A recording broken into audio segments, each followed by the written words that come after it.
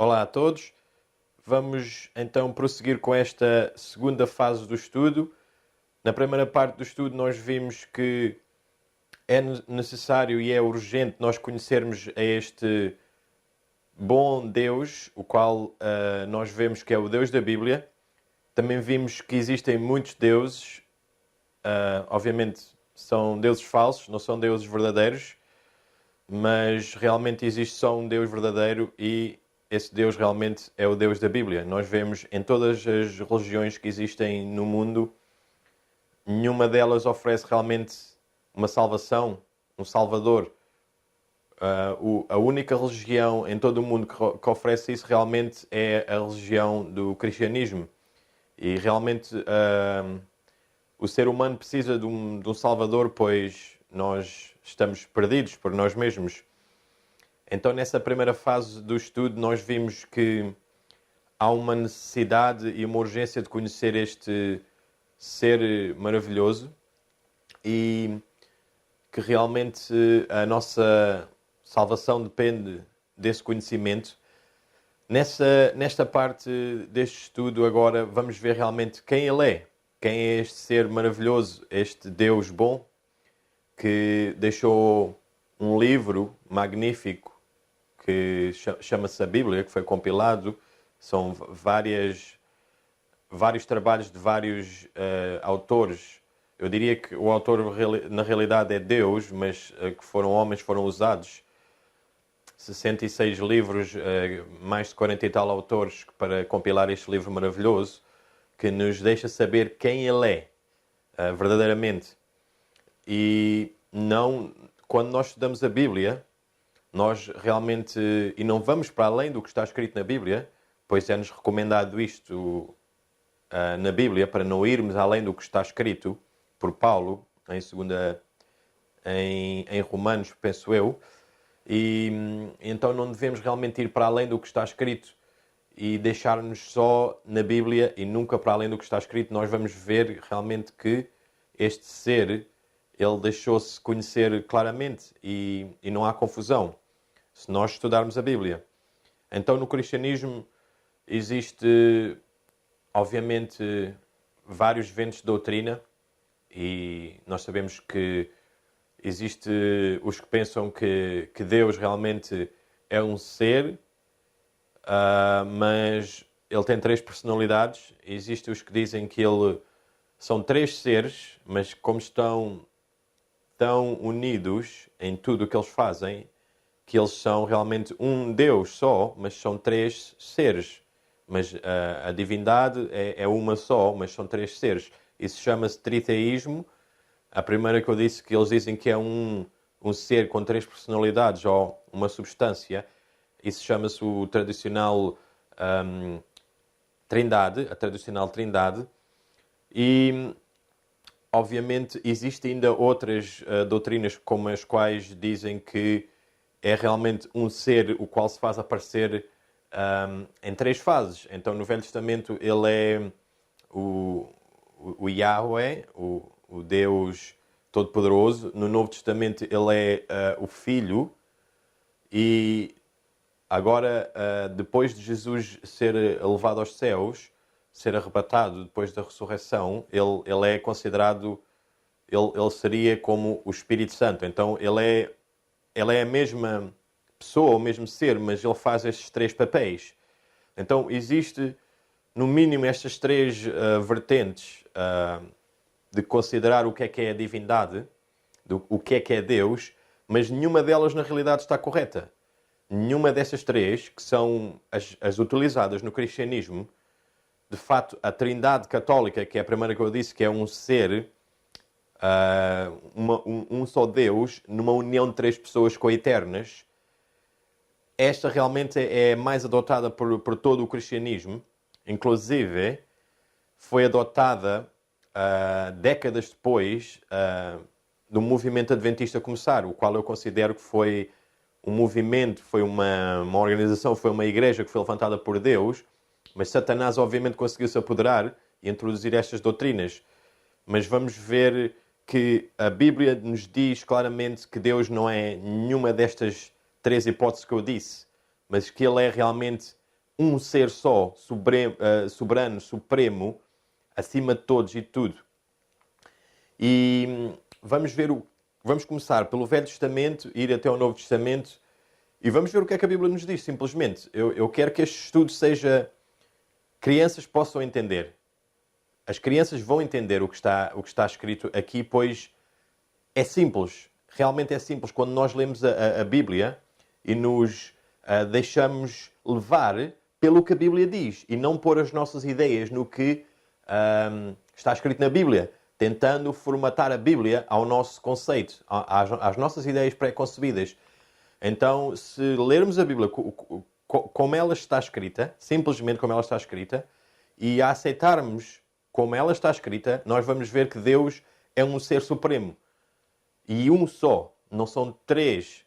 Nem é uma união de três. E não é um ser que se faz passar por três. Nada disso. Vamos começar aqui em Deuteronômio. E diz: Ouve, ó Israel, o Senhor nosso Deus é um único Senhor. E amarás, pois, o Senhor teu Deus de todo o teu coração, e de toda a tua alma e de todas as tuas forças. Aqui vemos o que é conhecido pelos judeus de Shema, o qual é a base do judaísmo. E nós aqui percebemos que eles afirmam e sempre afirmaram que este Deus, Yahweh, ou Javé, conforme se queira pronunciar, este Deus, ele realmente é um ser só. E nós vamos provar isso hoje. Então, vários séculos depois, então vêm os teólogos e dizem que realmente que o Deus do Velho Testamento, o Deus dos judeus, é realmente três pessoas. Isto realmente é um absurdo, na minha opinião, pois até hoje em dia todos os judeus ainda acreditam só num ser só. Então, obviamente, não é uma união de três pessoas. Este é um ser só. E este é a Shema, que é a base do judaísmo. E diz claramente que o Senhor nosso Deus é um único Senhor. E não são três, é um único. E em Deuteronômio também diz: A ti te foi mostrado para que soubesses que o Senhor é Deus. Nenhum outro há, senão Ele. Então aqui também vemos outra passagem bíblica que nos mostra realmente que não há nenhum outro além deste ser. É um só. E em Jeremias também nos diz: Mas o Senhor é o Deus verdadeiro. Ele é o Deus vivo, o Rei eterno. Quando Ele se ira, a terra treme e as nações não podem suportar o seu furor. Então aqui em Jeremias diz-nos que este ser realmente é o Deus verdadeiro. Este ser, o qual é o Deus verdadeiro.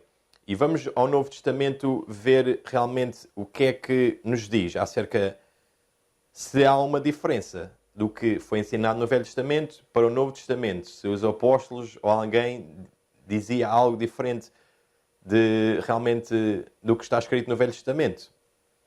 E em 1 Coríntios diz: Assim que quanto ao comer das coisas sacrificadas aos ídolos, sabemos que o ídolo nada é no mundo e que não há outro Deus senão um só Deus.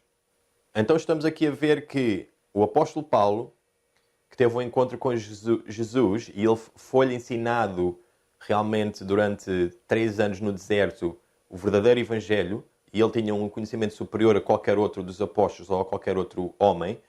E ele aqui diz claramente que não há outro Deus senão um só. Ok? Ele tem a mesma ideia que o Velho Testamento nos deixa saber. De fato, ele era judeu, então ele acreditava também na Shema, que existe um só Senhor. É um único Senhor só. Em Efésios 4:6 diz: Um só Deus e Pai de todos, o qual é sobre todos e por todos e em vós todos. Ok, aqui outra vez Paulo está-nos a dizer que existe um só Deus e Pai. Então ele realmente sabe o que está a falar e temos que acreditar no que ele diz. Em 1 Timóteo 2:5 dizem: Porque há um só Deus e um só mediador entre Deus e os homens, Jesus Cristo, homem. Então aqui em 1 Timóteo nós vemos que Paulo está a dizer outra vez que há um só Deus. E ele diz também que há um só mediador. Aqui temos que ter atenção porque Paulo está a usar a mesma palavra e ele está a dizer que existe um só Deus e um só mediador. Nós bem sabemos claramente que existe um só mediador. E Paulo aqui está a usar a mesma palavra a dizer que existe um só Deus.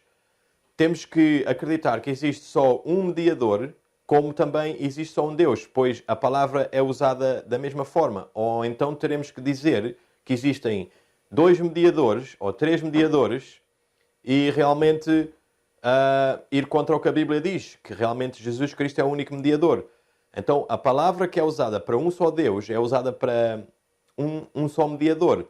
Então significa o mesmo. Realmente é um só e não um ser em três pessoas que tornaria realmente três em vez de um. Um não significa três, nem três significa um.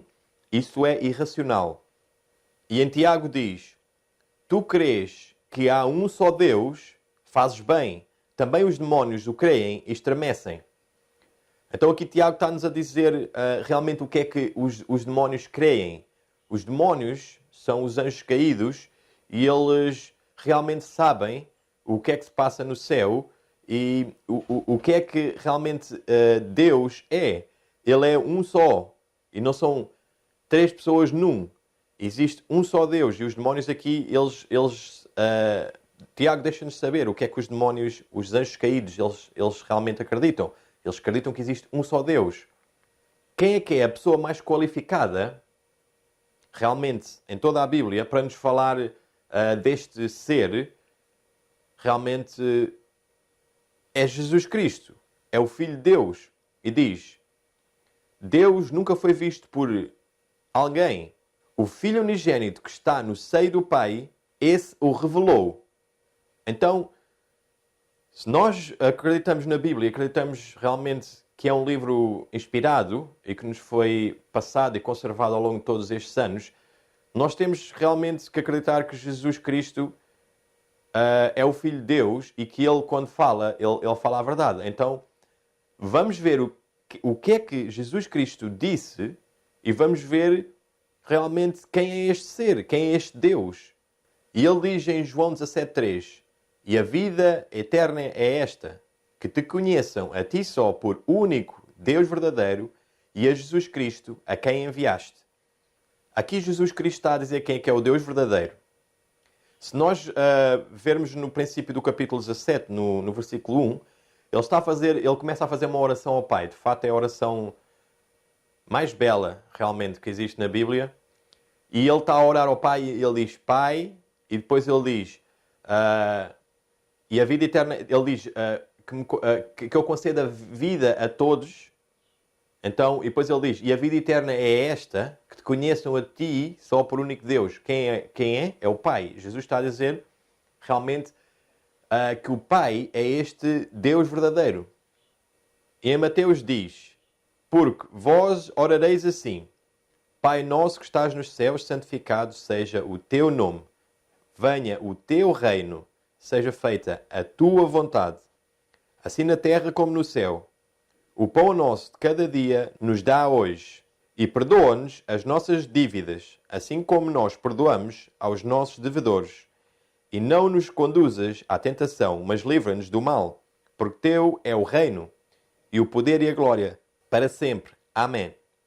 Então, aqui, a quem é que Jesus nos recomenda realmente orar e estar em contacto com quem? Realmente é com o Pai. Ele está-nos a dizer, quando orares, ora, Pai Nosso. E em nenhuma parte da Bíblia realmente diz para fazê-lo de outra forma. Mas hoje as doutrinas que andam por aí realmente é para nós, ensinam-nos a orar a outro ser. E isso aí é que está o perigo. Muito, muito perigoso. Realmente, se nós acreditamos na Bíblia e no que o Mestre disse, o Mestre diz-nos claramente que o Deus verdadeiro é o Pai e para orarmos ao Pai.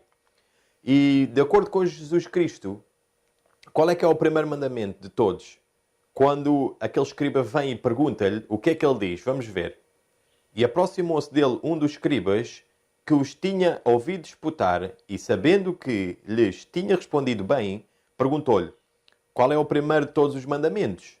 E Jesus respondeu-lhe: o primeiro de todos os mandamentos é: ouve, Israel, o Senhor nosso Deus é o único Senhor.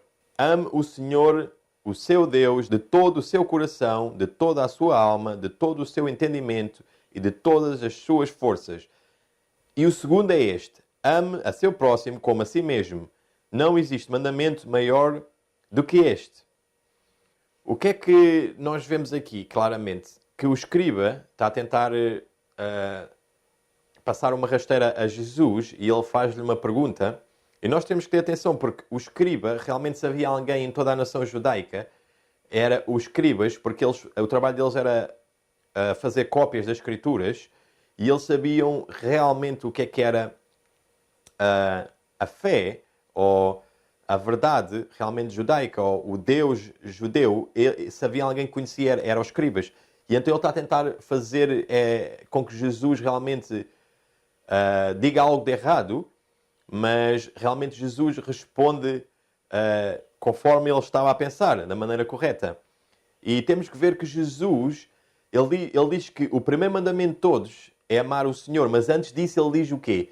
Ele diz claramente que o Senhor, ouve, ó Israel, o Senhor nosso Deus é o único Senhor. Então o que é que Jesus está a querer dizer com isso? Antes, realmente, de nós podermos amar a Deus e amar o próximo, nós temos que saber que Deus é um único só. Não há outro. Existe um só Deus, um só ser, que é supremo e o qual é a fonte de tudo. Então Jesus está-nos aqui a dizer, antes de nós podermos amar a este ser ou amar ao nosso próximo, temos realmente ter este fundamento, que é saber que Deus é um. E em Marcos 12 continua e diz: e o escriba lhe disse: muito bem, mestre, e com verdade disseste que há um só Deus e que não há outro além dele. Vamos ver aqui algo interessante. Então agora o escriba responde e diz que Jesus respondeu muito bem. Vejam bem, se os judeus estivessem a adorar um Deus falso, um Deus que fosse um, em vez de um entre as pessoas, esta seria a oportunidade perfeita para Jesus realmente apontar o dedo e dizer: Jesus veio do céu, temos de ter atenção. Ele é o tal, o único, que nos pode realmente revelar como é que as coisas se passam e como é que é a verdade. Então, aqui era a oportunidade ideal para Jesus realmente apontar o dedo e dizer: não, você aí está errado. Deus não é só um. Realmente, Deus são três em um. Existe este mistério, o qual vocês têm vindo a adorar um Deus errado, mas eu agora vos vou dizer, não. Deus realmente são três pessoas numa união perfeita que faz um, ou é uma substância em três pessoas. Mas não, Jesus o que é que ele responde? Ele diz, vendo que ele tinha respondido sabiamente, isto é o escriba, Jesus lhe disse: você não está longe do reino de Deus. Daí por diante ninguém mais ousava lhe fazer perguntas. Então vocês estão a ver o que é que está aqui a passar. Jesus ele está a dizer quem é que é este ser. De quem é que eles estavam a falar? De quem é que esta conversa entre o escriba e Jesus? Eles estavam a falar do Pai, este ser supremo, que está sentado no trono, o qual é acima de todos e é a fonte de tudo. Ok? Vamos continuar. Tinham os judeus um Deus plural, uma união de três pessoas? Será que isto é verdade, como os teólogos nos querem fazer entender? Com filosofias de homens e doutrinas de demónios? Não, os judeus não tinham um Deus plural. Eles dois ainda não têm um Deus plural.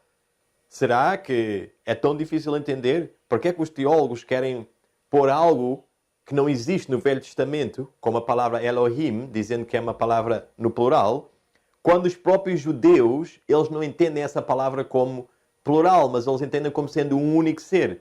Isto é um absurdo total. E em João 8,41 diz: vocês estão fazendo as obras do pai de vocês. Protestaram eles: nós não somos filhos ilegítimos. O único pai que temos é Deus. Então aqui os judeus, numa disputa com Jesus Cristo, eles estão a dizer que eles têm um pai e que é Deus, é um ser só. E agora temos de fazer a pergunta: quem é que é o Deus dos judeus, realmente? Quem é que é este Deus? Vamos ver em João 8,54. E Jesus respondeu: se glorifico a mim mesmo, a minha glória nada significa. Meu Pai, quem vocês dizem ser o Deus de vocês, é que me glorifica. Mais uma vez eu digo, meus amigos, meus irmãos, minhas irmãs, aqui Jesus, vocês veem que os judeus disseram que têm um só Pai, que é Deus. E então Jesus aqui ele está-nos a dizer, ele diz assim: esse Deus que vocês dizem que é o vosso Deus é o meu Pai. É um ser. Não são 3 em 1, nem 1 em 3. Isso é para além do que está escrito. A Bíblia mostra-nos este ser que está sentado no trono magnífico, soberano, e ele é o Pai. Ele é o Pai de Jesus Cristo e é o nosso Pai. E agora vamos ver quem é que Jesus diz que nós devemos adorar. A quem é que ele nos aponta para a adoração? Vamos ver isto. Em João 4. Jesus declarou: creia em mim, mulher, está próxima a hora em que vocês não adorarão o Pai neste monte, nem em Jerusalém. Vocês, samaritanos, adoram o que não conhecem. Nós adoramos o que conhecemos, pois a salvação vem dos judeus. No entanto, está chegando a hora, e de fato já chegou, em que os verdadeiros adoradores adorarão o Pai em espírito e em verdade. São estes os adoradores que o Pai procura.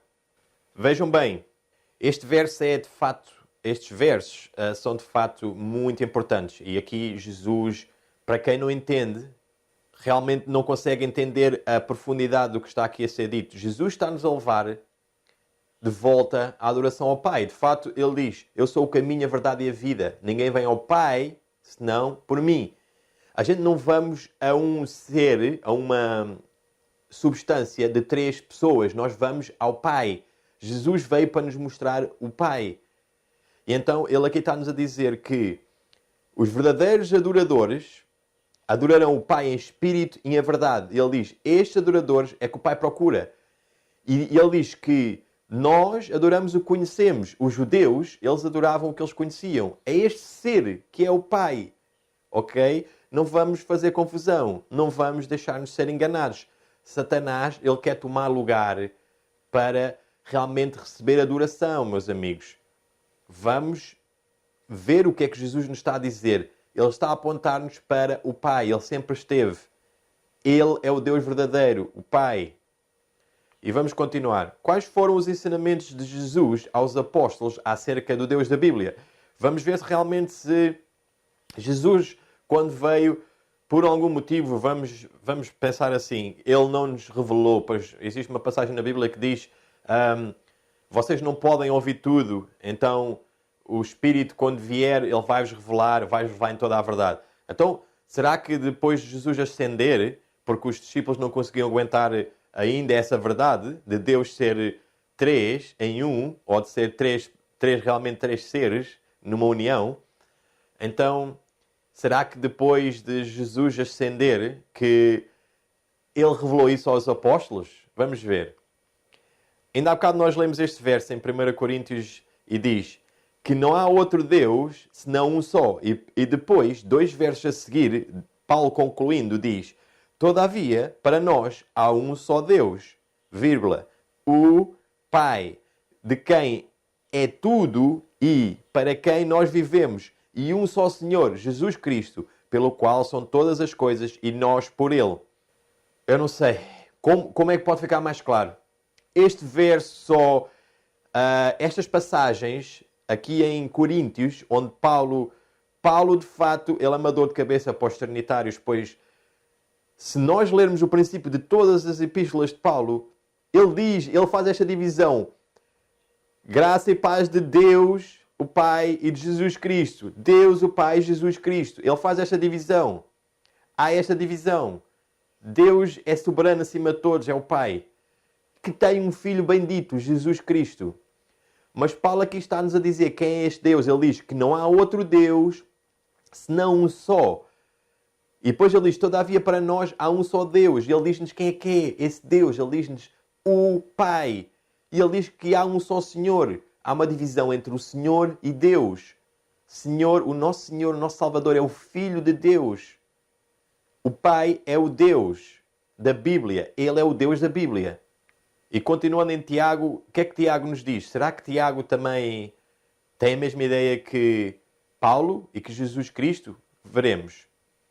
Com ela bendizemos a Deus, nosso Pai, e com ela amaldiçoamos os homens, feitos à semelhança de Deus. Então Tiago, vimos no verso anterior que ele nos diz que os demónios sabem que existe só um Deus. Eles dizem, dizes que há um só Deus, fazes bem. Também os demónios o dizem e estremecem. E ele agora está-nos a dizer assim, que bendizemos a Deus, nosso Pai. Ele diz-nos quem é que é Deus, de fato. É o Pai. E continuando diz em Romanos 15, para que concordes a uma boca, glorifiques ao Deus e Pai de nosso Senhor Jesus Cristo. Mais uma vez Paulo está a dizer que Deus é o Pai de Jesus Cristo. E em Efésios 4 ele diz, um só Deus e Pai de todos, o qual é sobre todos e por todos e em todos vós. Quantos versos uns atrás dos outros, meus irmãos, minhas irmãs, não nos podemos deixar enganar. Vamos estudar a Bíblia, pedindo o Espírito de Deus, deste Deus maravilhoso, o Pai, que venha sobre nós e que nos ilumine, para nós podermos entender esta verdade tão preciosa, que existe um Deus verdadeiro da Bíblia, que é o Pai de Jesus Cristo. E em 2 Coríntios diz, bendito seja o Deus e Pai de nosso Senhor Jesus Cristo, o Pai das misericórdias e o Deus de toda a consolação. Mais uma vez, Paulo diz-nos que bendito seja Deus e o Pai. O Deus é o Pai de Jesus Cristo. E vamos ver agora uns pontos, 5 pontos, onde vamos frisar, vamos realmente cimentar isto em concreto. Realmente, quem é este Deus? Quem é que é o Deus vivo da Bíblia? Em 1 Tessalonicenses diz, porque eles mesmos anunciam de todos nós qual a entrada que tivemos para convosco, e como dos ídolos vos convertestes a Deus, para servir o Deus vivo e verdadeiro, e esperar dos céus o seu Filho, a quem ele ressuscitou de entre os mortos, a saber, Jesus Cristo, que nos livra da ira futura. Então aqui vemos, Paulo diz-nos claramente que o Deus vivo e verdadeiro, temos estas palavras, a Bíblia não tem as palavras à toa, estas palavras são importantes. Jesus diz que ele é o Deus verdadeiro, Paulo está a dizer que ele é o Deus verdadeiro. E depois ele diz claramente que nós estamos a esperar o seu Filho, a quem ele ressuscitou de entre os mortos. Muito importante. Ressuscitou de entre os mortos. Jesus estava morto e o Pai ressuscitou. Então, nós estamos a ver aqui quem é que é o Deus verdadeiro. O Velho Testamento ensina que existe só um Deus. Jesus Cristo ensina que existe só um Deus e que este Deus é o seu Pai. Os apóstolos ensinavam que existe um só Deus, o Pai. Vamos ver quem é que é o Deus soberano. Quem é que é a fonte de tudo. É mais um ponto que vamos ver agora. Todavia, para nós, há um só Deus, o Pai, de quem é tudo e para quem nós vivemos, e um só Senhor, Jesus Cristo, pelo qual são todas as coisas e nós por Ele. Então nós já lemos este verso, mas temos que frisar aqui o ponto que diz de quem é tudo. Tudo é deste ser, o Pai. Tudo é dele, ele é a fonte de tudo. E depois diz que Jesus é o Senhor e pelo qual são todas as coisas. Deus usou o seu Filho para criar todas as coisas. Deus criou através de Jesus, mas ele, Deus, o Pai, ele é a fonte de tudo. Vemos aqui claramente que Paulo diz de quem é tudo. E em 2 Coríntios diz, mas todas as coisas vêm de Deus, que nos reconciliou consigo mesmo por meio de Cristo e nos deu o ministério da reconciliação. Mais uma vez aqui Paulo deixa claro, meus amigos, irmãos, irmãs, que Deus é realmente a fonte de tudo. Ele diz, mas todas as coisas vêm de Deus. Todas as coisas. Não há nada que não venha de Deus. Tudo, ele é a fonte de tudo. E em Romanos diz, pois dele, por ele e para ele são todas as coisas, a ele seja dada a glória para sempre. Amém. E amém. Realmente, por Ele e para Ele são todas as coisas. A Ele seja dada a glória. Realmente, este ser é a fonte de tudo. E nós temos que glorificar este ser. E não uma substância em 3 pessoas. Isso não existe na Bíblia. Não existe em lado nenhum. Isso é satânico. Em Efésios 3,14 diz: por causa disto me ponho de joelhos perante o Pai de nosso Senhor Jesus Cristo, do qual toda a família nos céus e na terra toma o seu nome. Estão a ver aqui este ser acima de todos. E está aqui a dizer Paulo que toda a família no céu e na terra toma o seu nome. Nome é caráter. Ele está a falar que o caráter de Deus, que é o Pai, está sobre todos. Estará sobre todos um dia, quando este conflito acabar e o pecado for exterminado para sempre. Realmente, o caráter do Pai estará sobre todos. Quem é o Deus de Jesus Cristo? Isto é interessante, esta pergunta. Quem é que é o Deus de Jesus Cristo? Obviamente a Bíblia diz que é o Pai. Vamos ler. E perto da hora 9, exclamou Jesus em alta voz, dizendo: Eli, Eli, lama sabachthani. Isto é, Deus meu, porque me desamparaste. Então, Jesus aqui está a chamar este ser de Deus. Se Jesus é um Deus equiparado ao Deus Pai, então Deus pode chamar de Deus a alguém? Não, meus amigos. Deus não chama de Deus a ninguém. Agora, obviamente, vêm os teólogos e dizem: mas espera um pouco. Rapaz, tu aqui estás a dizer que Jesus está a chamar o Pai de Deus, mas obviamente que sim, Jesus era um homem. Ele está a fazer isso porque ele está como um homem. Então vamos ver versos que nos provam, para além da sua ressurreição, o qual, até que ele foi glorificado, e que obviamente já não seria um homem, de acordo com esse raciocínio, mas vamos ver que continua Jesus a chamar Deus realmente do Pai, de Deus. E em João 20 diz: disse-lhe Jesus: não me detenhas, porque ainda não subi a meu Pai, mas vai a meus irmãos e diz-lhes que eu subo para meu Pai e vosso Pai, meu Deus e vosso Deus. Aqui está. Jesus outra vez chama este ser soberano, supremo, o Pai, de Deus. Ok, vocês vão dizer outra vez: mas ele ainda não tinha sido glorificado. Ele ainda estava na terra. Pronto, podemos continuar. Em Efésios, isto já é décadas depois da ascensão de Jesus. Jesus aqui obviamente já tinha sido glorificado. Quem diz que não realmente continua voluntariamente cego. Diz: bendito o Deus e Pai de nosso Senhor Jesus Cristo, o qual nos abençoou com todas as bênçãos espirituais nos lugares celestiais em Cristo. Então o que é que Paulo está aqui a dizer? Ele está aqui a dizer: bendito Deus e Pai. E nós vimos versos anteriores que diz o mesmo, que décadas depois os apóstolos estavam a dizer que Deus é o Pai de Jesus Cristo. Ok? Neste caso aqui está a dizer bendito Deus e Pai. Então ele está a dizer que é Deus e é o Pai.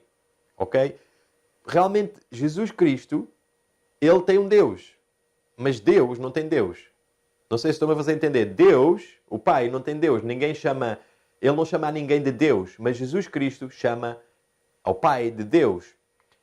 Em Apocalipse 3,12 diz: a quem vencer, eu o farei coluna no templo do meu Deus, e dele nunca sairá. Escreverei sobre ele o nome de meu Deus, e o nome da cidade do meu Deus, a Nova Jerusalém, que desce do céu, do meu Deus, e também o meu novo nome. Aqui em Apocalipse, a testemunha verdadeira e fiel, o que é que Jesus nos está a dizer?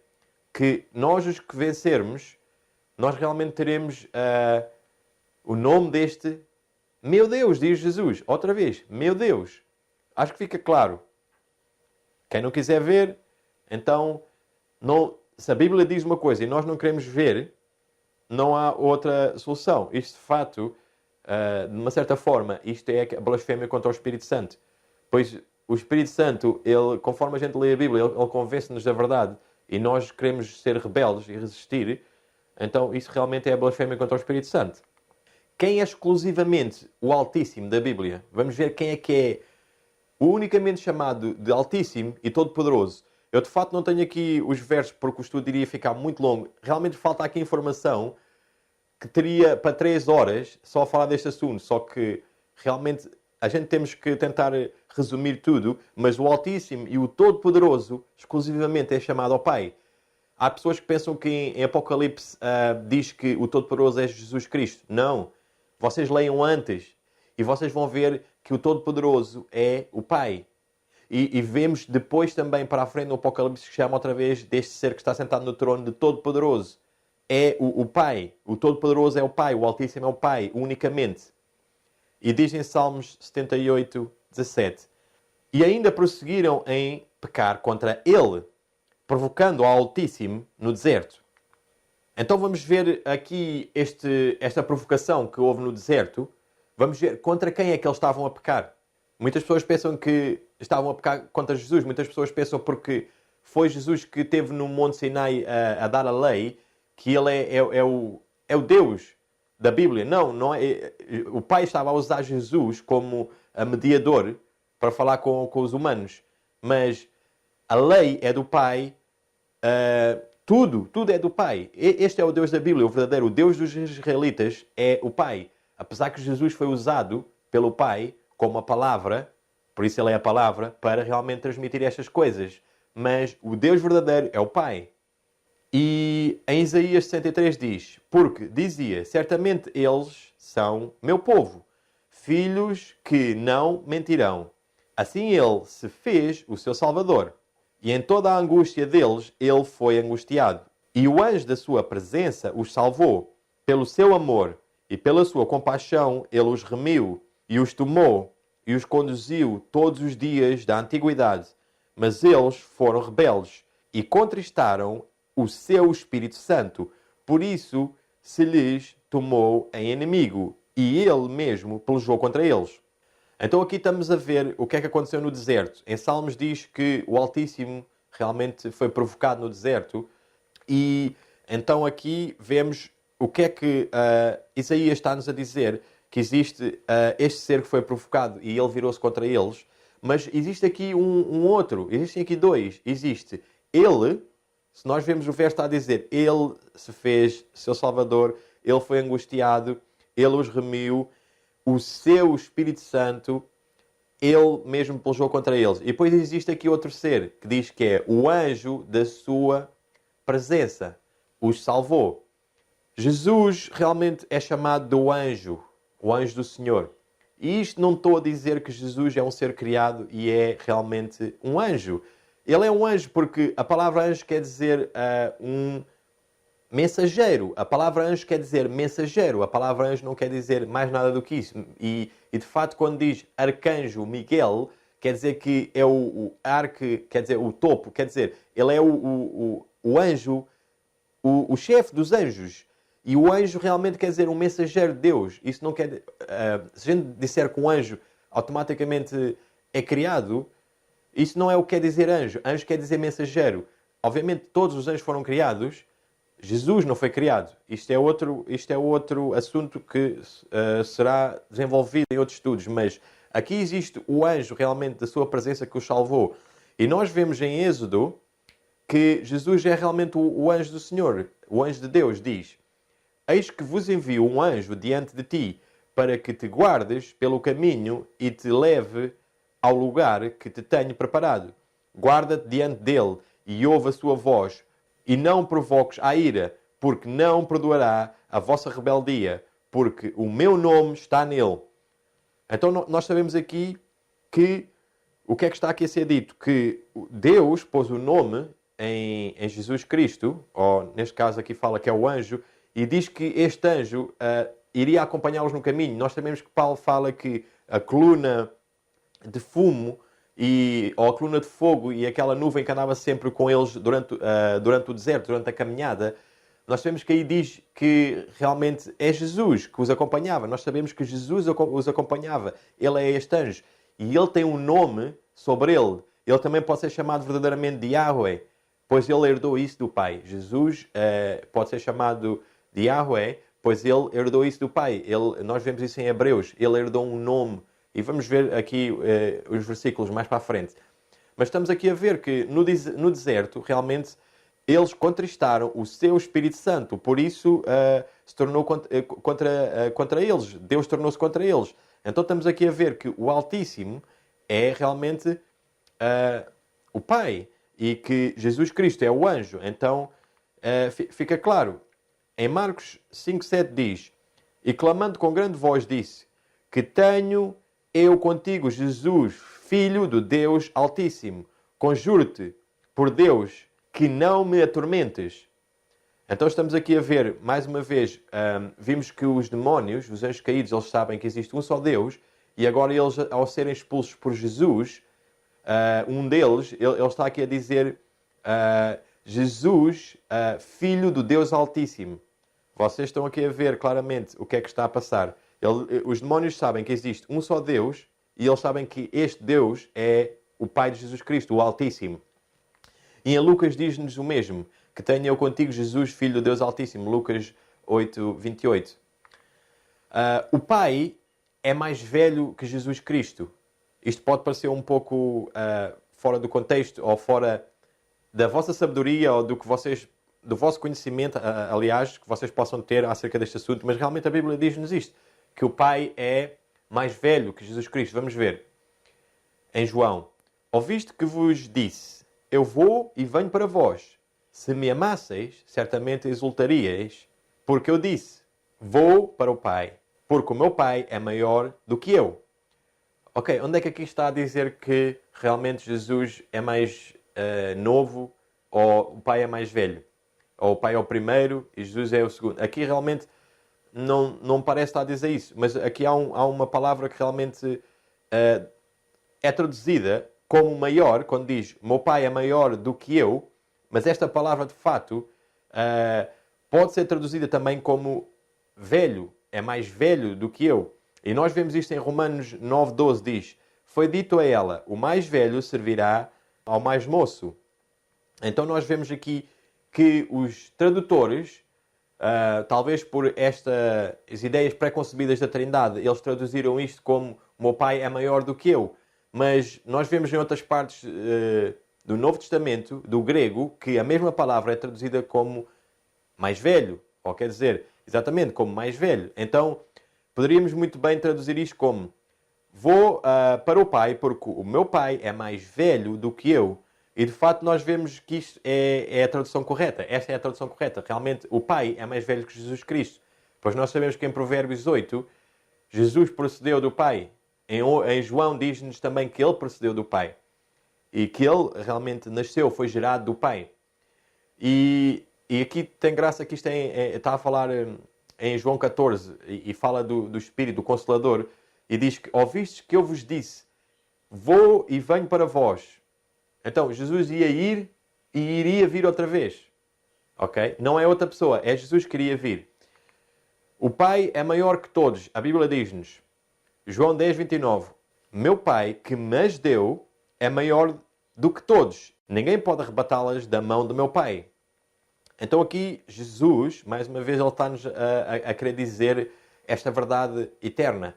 Esta verdade que é a base de tudo, que este ser, o qual é o Pai dele, é maior do que todos. Inclusive do próprio Jesus. E o Pai é a cabeça de Jesus Cristo. Vamos ver aqui em 1 Coríntios o que é que nos diz. Mas quero que saibas que Cristo é a cabeça de todo o homem. E o homem a cabeça da mulher. E Deus a cabeça de Cristo. Estamos aqui a ver esta hierarquia. Isto não é simplesmente um papel funcional, uma posição que foi tomada funcionalmente para o plano da salvação, para o plano da redenção. Não, não. Isto nós vamos ver em outros versos. Isto acontecerá mesmo depois do fim, realmente, do conflito. Esta hierarquia sempre houve e sempre haverá. O Pai é a cabeça de Cristo e sempre vai ser. O Pai está acima de todos. O que é que nos dizem Efésios? Há um só corpo, um só Espírito, como também fostes chamados em uma só esperança da vossa vocação. Um só Senhor, uma só fé, um só batismo. Um só Deus e Pai de todos, o qual é sobre todos e por todos e em todos vós. Vocês estão aqui a ver bem o que é que Paulo está-nos a dizer. Ele está a dizer que existe realmente um só Deus, o qual é sobre todos, e muito importante a última parte, e em todos vós, Ele está em todos nós, ele está em nós, o Pai. E realmente Ele é sobre todos. E em 1 Coríntios 15, vamos ver aquele verso que diz, mesmo depois do fim do grande conflito, existirá esta hierarquia. Vamos ver. Depois virá o fim, quando tiver entregado o reino a Deus, ao Pai. E quando houver aniquilado todo o império e toda a potestade e força, porque convém que reine até que haja posto a todos os inimigos debaixo de seus pés. Ora, o último inimigo que há de ser aniquilado é a morte, porque todas as coisas sujeitou debaixo de seus pés. Mas quando diz que todas as coisas lhe estão sujeitas, claro que se excetua aquele que lhe sujeitou todas as coisas. E quando todas as coisas lhe estiverem sujeitas, então também o mesmo Filho se sujeitará àquele que todas as coisas lhe sujeitou, para que Deus seja tudo em todos.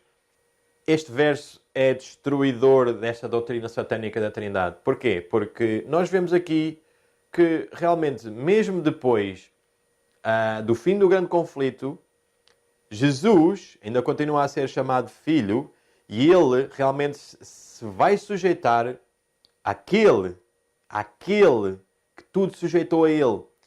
E realmente todas as coisas foram sujeitadas a Jesus, porque o Pai assim o quis. Nós vamos ver isto um pouco mais à frente, que tudo o que Jesus tem foi dado pelo Pai. E que no fim do grande conflito, o próprio Jesus, Ele vai se sujeitar, Ele sempre esteve sujeito e sempre há de estar, e vai entregar o reino ao Pai, para que o Pai seja outra vez, como diz, tudo em todos, como antes deste conflito começar. E o Pai é o Senhor do céu e da terra. Vamos ver isto também. Naquele tempo, respondendo Jesus disse, graças te dou, ó Pai, Senhor do céu e da terra, que ocultaste estas coisas aos sábios e entendidos e as revelaste aos pequeninos. Realmente, os sábios e os entendidos deste mundo nunca são usados por Deus, pois o orgulho realmente os faz ser inúteis para com Deus. Mas aqui nós vemos que Jesus está a dizer que o Pai é o Senhor do céu e da terra. Ele é o soberano. E em Lucas diz, naquela mesma hora se alegrou Jesus no Espírito Santo e disse, graças te dou, ó Pai, Senhor do céu e da terra, que escondeste estas coisas dos sábios e inteligentes. De facto, é mais ou menos o mesmo verso, mas em Lucas fala um pouco diferente. E Jesus Cristo recebeu todas as coisas do Pai. Vamos ver agora o que é que Jesus recebeu do Pai. Ele recebeu a vida, recebeu o poder e a autoridade, recebeu o seu reino, direito de receber adoração, o seu nome, como vimos ainda há bocado, que o nome de Jesus foi dado. Deus disse, o meu nome estará sobre ele, sobre este anjo.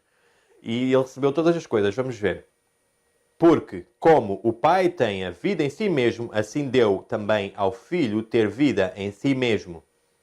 Aqui estamos a ver o que é que está a acontecer. Jesus está a dizer que ele tem vida porque o Pai a deu. Obviamente os teólogos vão vir com as suas doutrinas demoníacas e vão dizer, não, ele tem vida porque foi quando ele veio à Terra. Então temos que aplicar isso também ao Pai. Então o Pai também só tem vida quando Jesus veio à Terra? Porque o verso não faz aqui separação. Nós temos aqui a ver, está a dizer, como o Pai tem vida em si mesmo, assim também deu ao Filho que tenha vida em si mesmo. Se estamos a dizer que Jesus só tem vida em si mesmo quando veio à Terra, por que é que também não aplicamos isso ao Pai? Estamos a dizer que o Pai também só teve vida quando realmente... Vocês entenderam? Os teólogos? Não, aqui a Bíblia está-nos a dizer claramente que Jesus tem vida, o Filho, e o Filho era filho antes de vir à Terra, ele tem vida porque o Pai assim o quis. Ok? E em Mateus diz, e chegando Jesus, falou-lhes, dizendo, é-me dado todo o poder no céu e na terra. Realmente, nós vemos isto através da Bíblia. O poder, o reino, tudo foi dado a Jesus por este ser supremo, que é o Pai. Tudo foi dado a Jesus. E aqui vemos, este verso diz que o poder foi dado a Jesus. E depois diz, todas as coisas me foram entregues por meu Pai. Ninguém conhece o Filho senão o Pai. E ninguém conhece o Pai senão o Filho e aquele a quem o Filho o quis revelar. Então estamos aqui a ver que Jesus próprio diz que o Pai deu-lhe todas as coisas. E em João diz: Pai, é chegada a hora, glorifica a teu Filho para que também teu Filho te glorifique a ti. Assim como lhe deste poder sobre toda a carne para que dê a vida eterna a todos quantos lhe deste. Mais um verso que diz que o poder foi dado pelo Pai a Jesus Cristo. E em Daniel diz: Eu estava olhando nas minhas visões da noite e eis que vi nas nuvens do céu um como o Filho do Homem e dirigiu-se ao ancião de dias e o fizeram chegar até ele e foi-lhe dado o domínio e honra e o reino para que todos os povos, nações e línguas o servissem. O seu domínio é o domínio eterno que não passará e o seu reino tal que não será destruído.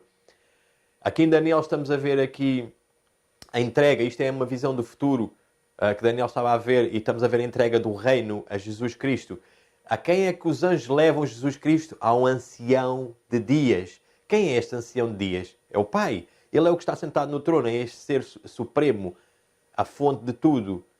Ele é o soberano, o altíssimo, o todo-poderoso. E Jesus é levado a ele. Ele é chamado de ancião de dias, porque realmente isto quer dizer, ele é de eternidade a eternidade. Ok? E em Lucas diz: Este será grande e será chamado Filho do Altíssimo. E o Senhor Deus lhe dará o trono de Davi, seu pai, e reinará eternamente na casa de Jacó, e o seu reino não terá fim. Então aqui estamos a ver outra vez que ele é o Filho do Altíssimo, Deus, e que o trono de Davi será dado a Jesus, que aqui estava a fazer uma profecia, era o anjo que estava a falar com Maria, que Deus, o Senhor, ia lhe dar o reino de Davi, ok? E em Coríntios também vemos aqui, nós já lemos este verso, diz que depois virá o fim quando tiver entregue o reino a Deus, ao Pai. Então estamos a ver que o reino realmente foi entregue a Jesus, mas ele há de entregá-lo no fim do conflito, de volta ao Pai. E outra vez, quando introduz no mundo o primogênito, diz: E todos os anjos de Deus o adorem. Então aqui estamos a ver a parte da adoração de Deus, o Pai, o soberano, o todo-poderoso, o Altíssimo. Ele está a dizer assim: adorem ao meu Filho, porque ele é igual a mim. E eu assim o quero, que vocês adorem a ele. Ele é divino, ele é o ser igual a mim. Eu assim o quis. Então a adoração é recebida por mando do Pai, mas porque o Pai assim o quis.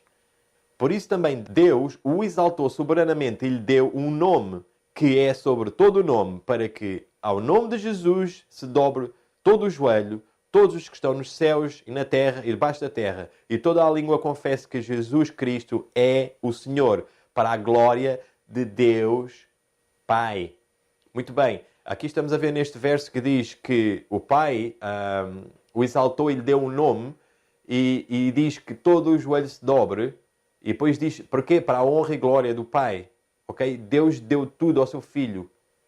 Como um pai dá tudo o que pode ao seu Filho, o soberano deu tudo a Jesus, inclusive é o nome. O nome é o caráter. O caráter de Jesus foi-lhe também passado pelo Pai. Tudo o que Jesus tem é do Pai. Foi-lhe dado pelo Pai.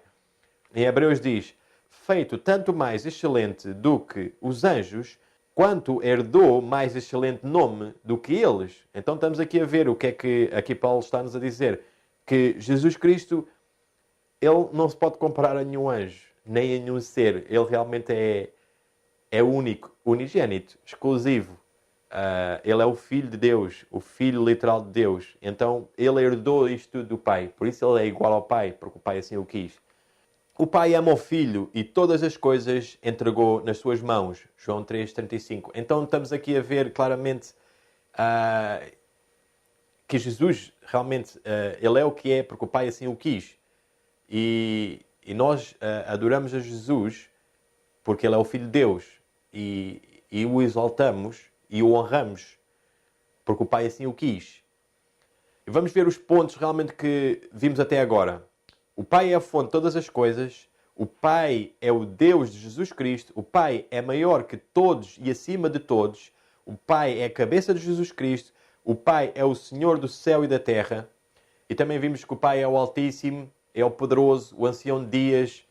E existe, como eu disse, várias outras informações, versos na Bíblia que nos levam realmente a ficar sem dúvidas. Mas eu irei fazer no futuro outros pequenos vídeos que nos mostram esta verdade preciosa, esta verdade eterna, o qual existe um ser que está sentado no trono e ele é o Pai de Jesus Cristo, o soberano acima de todos, e realmente ele é o Deus da Bíblia. E vimos também que Jesus recebeu todas as coisas do Pai. Ele recebeu vida, recebeu poder e autoridade, recebeu o reino, o direito de receber adoração, recebeu o seu nome e, de facto, ele recebeu todas as coisas do Pai. Agora vamos aqui a Apocalipse. Como eu disse, meus irmãos e minhas irmãs, isto é muita informação. Eu tentei resumir, eu tentei fazer algo... Pois eu sei que as pessoas hoje... é fast food, é fast sermões, é fast tudo. Então, a gente tenta resumir para que as pessoas realmente estão tão formatadas a ver algo e depois 15 minutos e depois intervalo e intervalo, a mente não consegue ir para além. Isto já vai demorar se calhar 1 hora e pouco, quanto mais se eu fizesse um estudo de 2, 3 horas, o qual as pessoas não têm o tempo, nem a mente está formatada para fazer isso, mas eu irei explorar estes outros versos, como por exemplo o ser que está sentado no trono. Esta é uma verdade linda que a gente vê através do Velho Testamento até o Novo Testamento. Mas vamos ver agora aqui um pouco em Apocalipse. E vi na mão do que estava assentado sobre o trono um livro escrito por dentro e por fora, selado com 7 selos. Quem é digno de abrir o livro e desatar os seus selos? Eis aqui o leão da tribo de Judá, a raiz de Davi, que venceu para abrir o livro e desatar os seus 7 selos. E veio e tomou o livro da mão do que estava assentado no trono.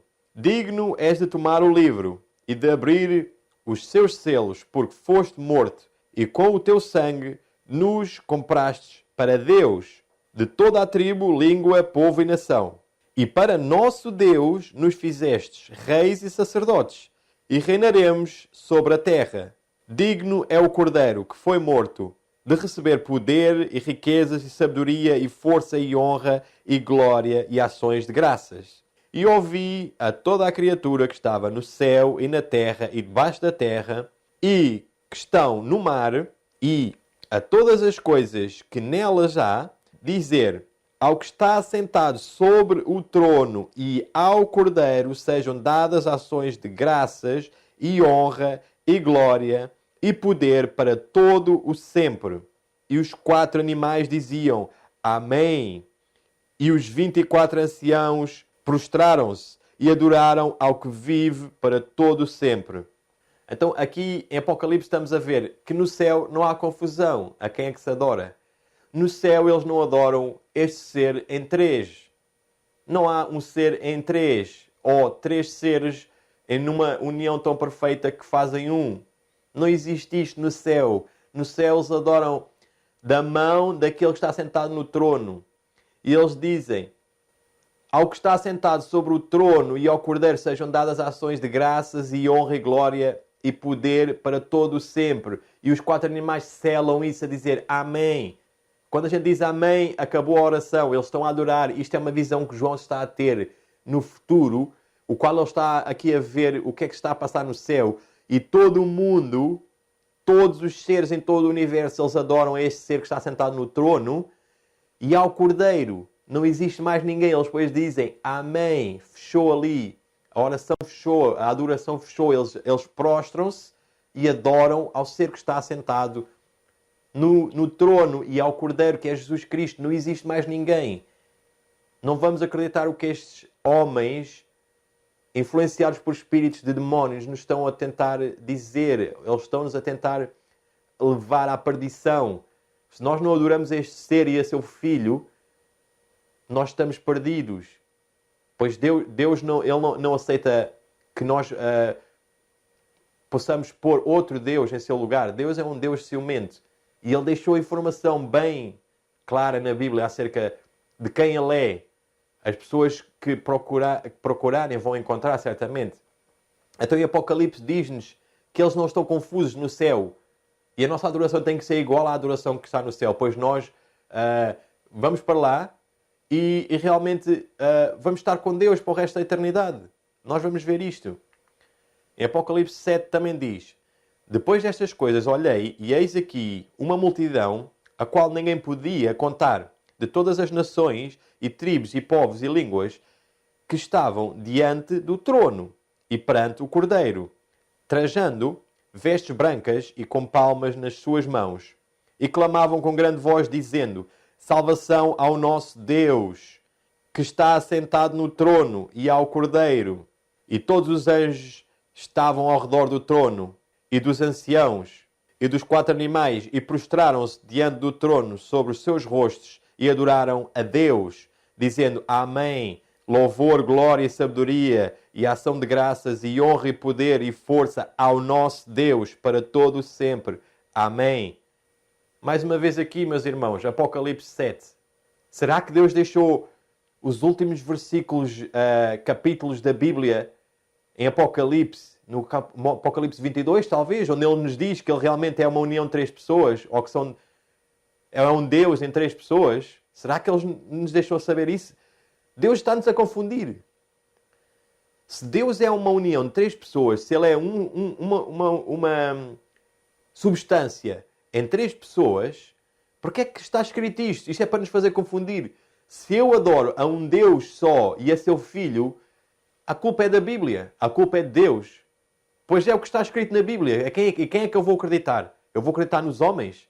Não, eu não acredito em homens. Maldito o homem confia no homem e faz do braço, faz do seu braço realmente a força dos homens. A minha força está em Deus, está na Bíblia, não está nos homens. Aqui diz claramente: salvação ao nosso Deus, que está assentado no trono e ao Cordeiro.